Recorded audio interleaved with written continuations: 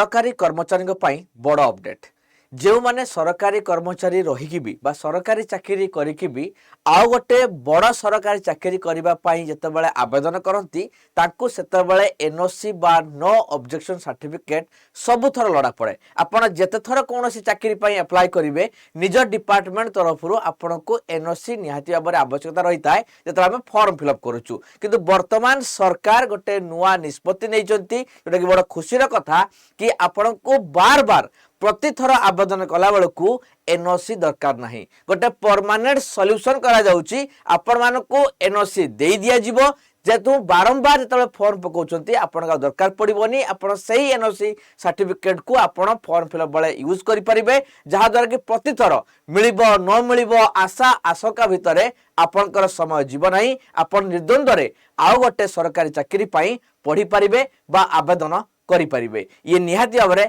बड़ update share करंतु एवं ता सहित चैनल नुआ थिले सब्सक्राइब करंतु।